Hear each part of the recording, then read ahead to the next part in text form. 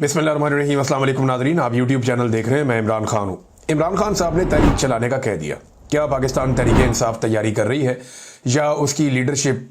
इमरान खान ने अभी तो नहीं कहा, काफ़ी अरसे से वो ये कह रहे हैं कि तहरीक की तैयारियाँ की जाएँ और बार बार उनका पैगाम पहुँचाया भी जाता है। तो क्या तहरीक इंसाफ की लीडरशिप उस तरह से तैयारियाँ कर रही है? तो जवाब है कि नहीं कर रही। क्यों नहीं कर रही? उसके मल्टीपल रीजन हैं। खैबर पख्तूनख्वा के अंदर जो सूरत हाल है वो आपके सामने है। इमरान खान साहब ने कहा बजट पेश नहीं होगा, बजट पास नहीं होगा, वो दोनों चीज़ें हो गई।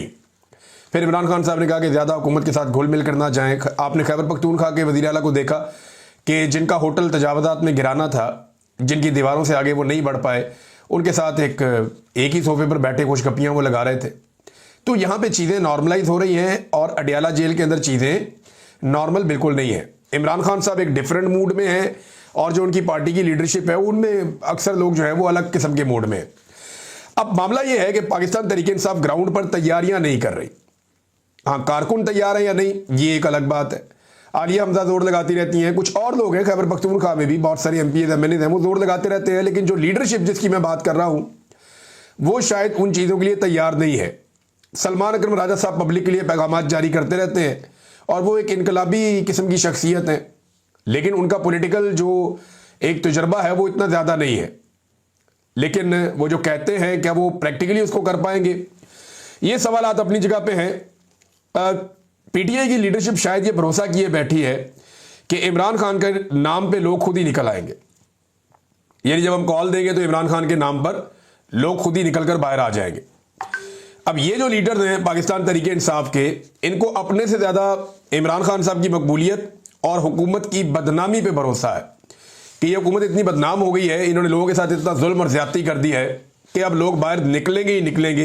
लिहाजा ग्राउंड के ऊपर अगर पाकिस्तान तहरीक इंसाफ के बारे में कहा जाए कि वो तैयारियां कर रही है, तो ऐसी कोई बड़ी तैयारियां हमने देखी नहीं है। इक्का दुक्का खबरें आती हैं कि हलीम आदिल शेख साहब ने कुछ वहाँ प्लान कर दिया सिंध में, कुछ आलिया हमजा साहिबा ने दौरे किए, कोई यहाँ गई वहाँ गई। अभी वो पाकपतन भी गई थी और वहाँ पे उन्हें जो बच्चे फौत हुए उनके लवाहिकीन से मिलने नहीं दिया गया, फातह ख्वानी के लिए जाने नहीं दिया गया, बल्कि उन्होंने ये इल्ज़ाम लगाया कि जो लवाहिकीन हैं उन बच्चों के, जो बच्चे अस्पताल के अंदर जा बहक हुए, उन्हें पुलिस ने अपने नरगे में ले लिया था और अपने कंट्रोल में रखा हुआ था और आलिया हमजा से नहीं मिलवाया गया। जबकि आलिया हमजा साहिबा के आसपास भी वो रिपोर्ट हो रहा था कि पुलिस ने उनको भी अपने घेरे में लिया हुआ, जहाँ जाते हैं उनके पीछे पीछे जाते हैं। लिहाजा हुकूमत की ज़्यादा तवज्जो गवर्नेंस पे नहीं है। हुकूमत की ज़्यादा तवज्जो इस बात पे है कि हमारी बुरी गवर्नेंस को कोई बेनकाब ना करे। ये जरा इसको समझें आप बात को। यही तवज्जो गवर्नेंस पे दी जा सकती है ना। हेल्थ पे तवज्जो देने की बजाय तवज्जो इस बात पे है कि हेल्थ को कोई बुरा ना कहे। मईशत पे तवज्जो देने की बजाय तवज्जो इस बात पे है कि मईशत के बारे में कोई नेगेटिव बात ना हो। सरमायाकारी पाकिस्तान में नहीं है, लॉ एंड ऑर्डर नहीं है, दहशतगर्दी है पाकिस्तान में, बेशुमार मामलात हैं, इंसानी हकूक़ की खिलाफ वर्जियां। इन चीज़ों को बेहतर करने की बजाय हुकूमत और एस्टेब्लिशमेंट की तवज्जो इस बात पे है कि जो इन चीज़ों की निशानदेही करता है वो गला घूंट दिया जाए, उसको रास्ते से हटा दिया जाए। अब हुकूमत ये भी दावा कर रही है कि ये जो यूट्यूब चैनल्स के ऊपर पाबंदी लगवा रहे हैं, जिन चैनल्स को ब्लॉक करने के लिए कार्रवाई की जा रही है, उनके खिलाफ क्रिमिनल कार्रवाई भी की जाए। तो करो क्रिमिनल कार्रवाई, ये को पहली दफ़ा हो रही है। ये जितना भोंडा किस्म का एक मामला ले जाके अदालत में रखा गया, तो हमें मौका ही नहीं मिला अदालत आने का। ये कहीं हमें मौका मिल जाता अदालत में सबूत लेकर आने का या आकर ये चीज़ें देखने का, तो हम देख लेते कि ये अब्बास शाह साहब कैसे ये ऑर्डर देते। ये तो चुप कीते, इन्होंने किसी को भी नोटिस किए बगैर ये कार्रवाई डाल दी है। वो इतनी अंधेर नगरी तो नहीं है। साबित करो पहले कि गद्दारियां हुई हैं, बगावतें हुई हैं, पहले साबित करो भाई। अगर हम जुर्म को जुर्म कह रहे हैं, कत्ल को कत्ल कह रहे हैं, खून को खून कह रहे हैं, जबर को जबर कह रहे हैं, इंसानी हकूक़ की पामालियों के खिलाफ आवाज उठा रहे हैं, अगर हम चादर और चार दीवारी के तकद्दुस की पामाली की निशानदेही कर रहे हैं, तो ये कहां से गलत खबर हो गई या इसमें मुल्क के खिलाफ कौन सी साजिश हो गई? ये तो हमें मौका नहीं मिला। और अभी हम सब लोग जा रहे हैं अदालतों में, 27 के 27 लोग जा रहे हैं, बाकी लोग भी जाएंगे। तो इस तरह के तो पहले मेरे ख्याल में मेरे जाती मेरे ऊपर 2 दर्जन से ज्यादा मुकदमे इन्हीं चीजों के हैं। ये बगावतें, गद्दारियां, जी मैंने फौज को उकसा दिया, जी मैंने वो दहशतगर्दी करवा दी, मैंने कौम को लड़ा दिया, मैंने नफसा नफसी फैलवा दी, मतलब इस किस्म की बातें जो ये पहले भी मेरे पे एलिगेशन लगाते रहे, वो यही लगाते रहे। इनके प्रोसिक्यूशन के वकील वहां खड़े होकर चीखते रहे अदालतों में, और जब जज उन्हें कहता था दिखाओ वो वीडियो जिसमें आपको लगता है कि इमरान रियाज ने ये किया, वो वीडियो चलाते थे और जज हंसना शुरू कर देते थे। जज कहते थे जो आपने एलिगेशन लगाया वो तो इस वीडियो के साथ मैच ही नहीं कर रहा, और कुछ दिखाएं। तो ये वकील अपनी बगलें झांक रहे होते थे। ऐसी इनकी लितरॉल हुई है इन लोगों की प्रोसिक्यूशन की वहां पे हुकूमत की। और सारे मुकदमात में अल्हम्दुलिल्लाह मैं बाइज्जत बरी हुआ, बल्कि सदीक जान भी बाइज्जत बरी हुआ। समी इब्राहिम साहब हैं, अरशद शरीफ साहब हैं, उनके खिलाफ ये कुछ साबित नहीं कर सके, वो अब शहीद हो गए, लेकिन उनके खिलाफ ये कोई टके की चीज साबित नहीं कर सकी। किसी एक सहाफी को भी ये साबित नहीं हो। सहाफी क्या यार जो आपके इस तरह नर्रे में आ जाए। हम जो कहते हैं आइन और कानून के ऑर्बिट के अंदर रहकर कहते हैं।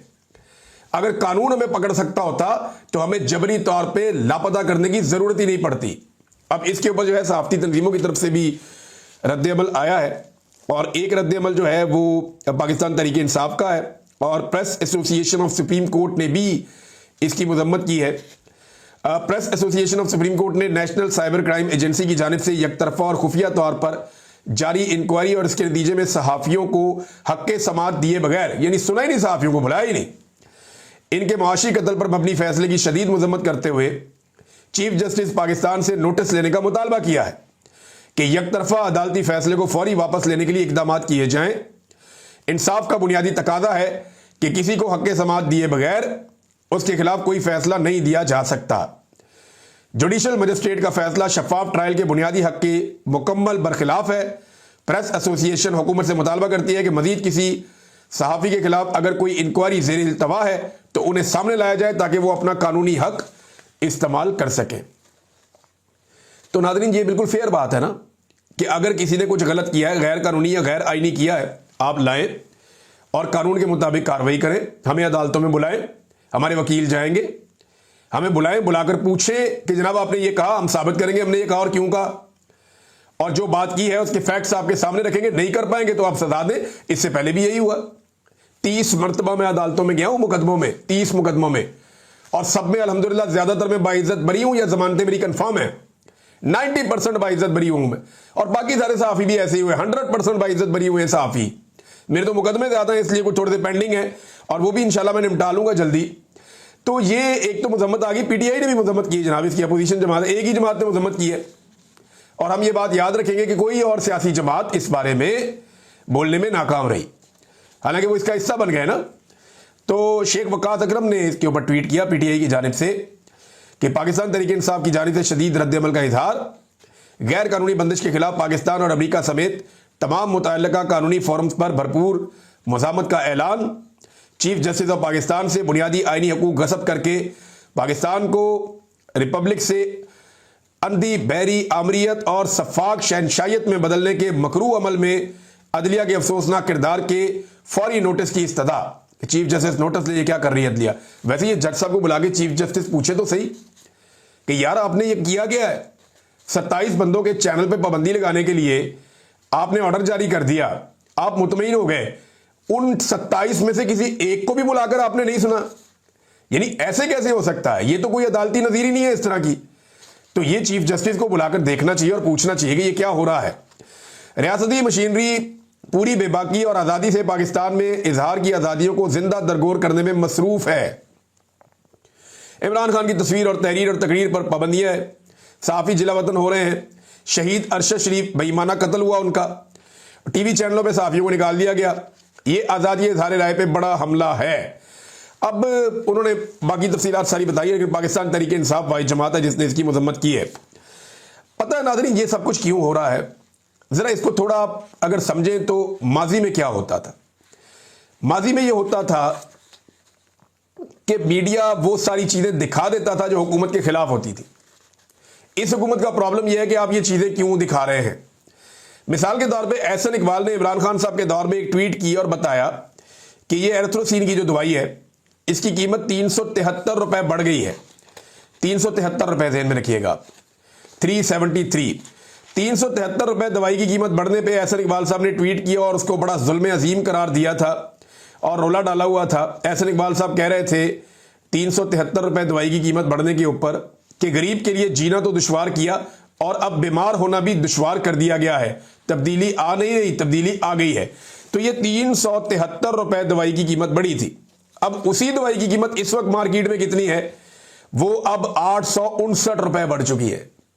अंदाजा करें आप, 859 रुपए अब मजीद बढ़ चुकी है।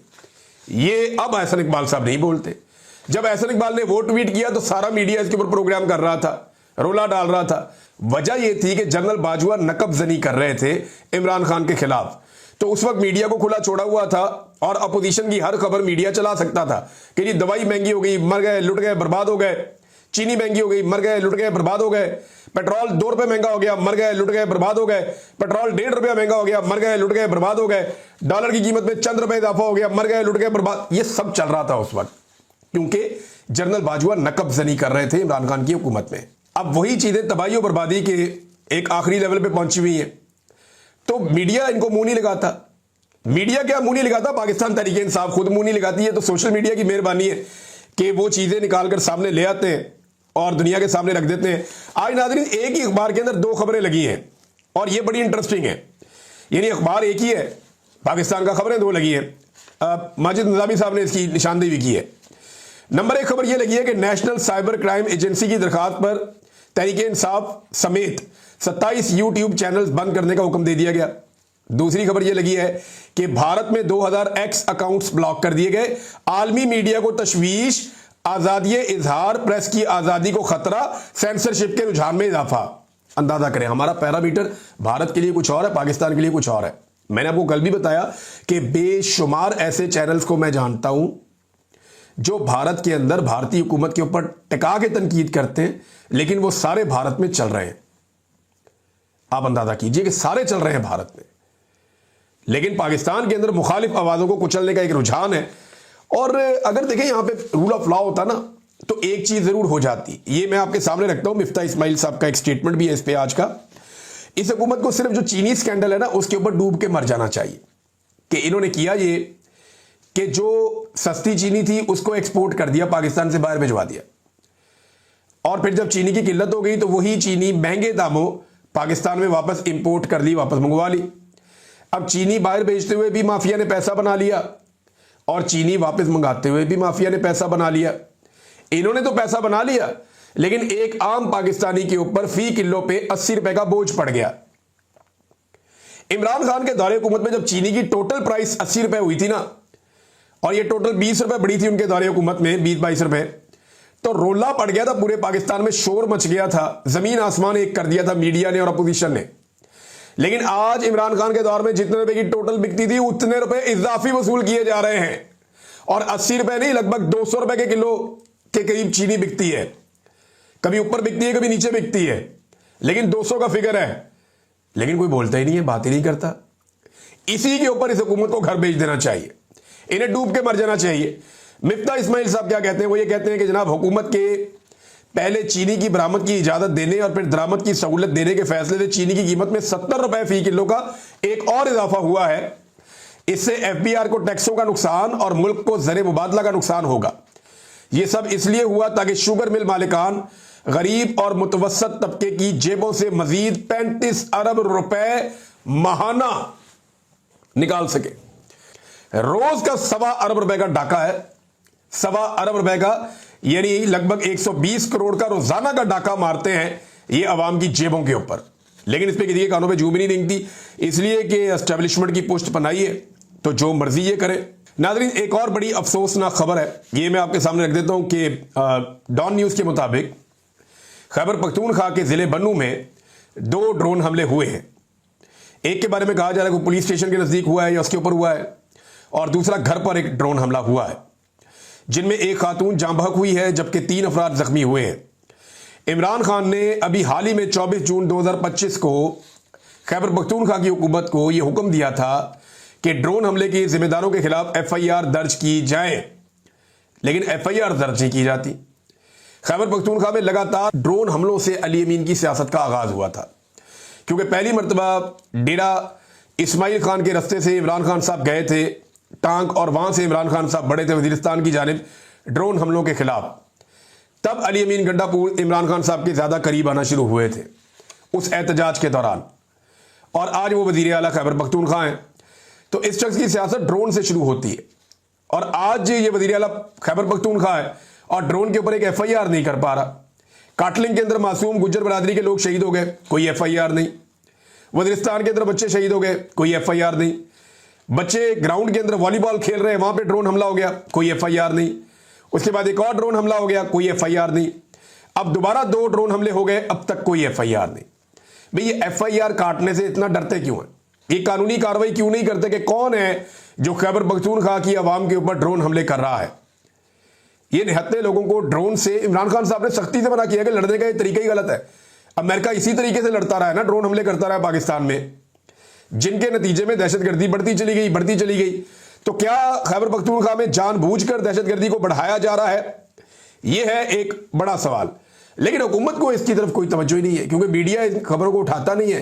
कीड़े मकोड़े समझते हैं वहां के लोगों को, मीडिया उठाता नहीं है, कोई और बात नहीं करता। मारंग बलोच के साथ जो हो रहा है उस पर भी कोई बात नहीं करता।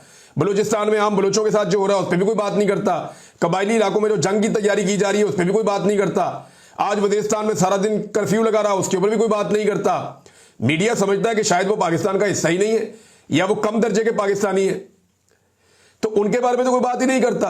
और हुकूमत की तरजीहात ये है कि चुप करके हुकूमत जो है वो PIA को और रोजवेल्ट होटल को बेच रही है अमेरिका में। अब ये 2 बहुत बड़े एसेट हैं पाकिस्तान के। अगर इमरान खान साहब के दौर में इन चीजों को बेचने का इशारा भी होता था ना, तो पाकिस्तान का मीडिया रोला डाल देता था कि मुल्क के असासे बेचकर मुल्क कैसे चलाया जा सकता है। पाकिस्तान की हुकूमत मुल्क के असासे बेच रही है, इस तरह की बातें की जाती थी। रोला डाल देते थे ये सारे लोग बेशर्मी के साथ कि जनाब असासे बेचे जा रहे हैं, क्यों बेचे जा रहे हैं, असासे नहीं बिकने चाहिए। पाकिस्तान में टॉक शो होना शुरू हो जाते थे इन पे। और आज इसके ऊपर खामोशी से पेशरफ्त हो रही है कि PIA भी बेच देंगे, बाकी चीजें भी बेच देंगे, बेशुमार चीजें बेच भी दी हैं, और ये रोजवेल्ट होटल भी बेच देंगे। हालांकि यहां पे बहुत सारी दीगर ऑप्शन मौजूद थी, लेकिन ये बेच रहे हैं। और पाकिस्तान का मीडिया इसको एक माशी कामयाबी के तौर पे ढिठाई और बेशर्मी से पेश कर रहा है। यही मीडिया इमरान खान साहब के दौर में इन चीजों और इन खबरों के ऊपर तनकीद करता था, आज के दौर में इन चीजों के ऊपर तारीफ करता है। यही कंट्रोल है पाकिस्तान की एस्टेब्लिशमेंट का पाकिस्तान के मीडिया के ऊपर। नाज़रीन, एक और चीज मैं आपके सामने रखना चाहता हूं, और ये मरियम नवाज का एक स्टेटमेंट है। ये स्टेटमेंट जो है ये जरूरी है आपको बताना, और इसका एहतसाब करना बड़ा जरूरी है, क्योंकि रेगुलर मीडिया तो ये करेगा नहीं और कोई इसका जवाब देगा नहीं। तो यहां हम आपको जवाब दे देते हैं कि टिकटॉकर वजीर आला ने ये एक पैगाम जारी किया। उन्होंने कहा जी कि फातिमा जना को बतौर खातून मैं रोल मॉडल समझती हूं। तो जरा फैक्ट ठीक कर दें, जरा चले फैक्ट ठीक करते हैं। फातिमा जना ने 10 खरब का कोई स्कैंडल नहीं पाया। कौम के 10 खरब के साथ फातिमा जना ने कुछ नहीं किया। दूसरा, फातिमा जना का मुकाबला उस वक्त के फील्ड मार्शल के साथ था, और मरियम नवाज इन्हें फातिमा जना का नाम दिया है। अहमद फरहाद साहब ने, शायर भी हैं, सहाफी भी हैं, उन्होंने कहा जी खातिमा जना है, फातिमा जना नहीं है, खातिमा, क्योंकि जना के नाम का इन्होंने खातिमा किया थोड़े दिन पहले एक जगह से। तो फातिमा जना का मुकाबला उस वक्त के फील्ड मार्शल से था, और खातिमा जना का मुकाबला इस वक्त फील्ड मार्शल की खुशामद में है। फातिमा जना ने फील्ड मार्शल का सियासत की फील्ड में मुकाबला किया था, और खातिमा जना ने पॉलिश की फील्ड में मुकाबला किया है। और क्या मुकाबला किया है कि इनकी गर्द को भी कोई छू नहीं पा रहा है, बहुत दूर निकल गई।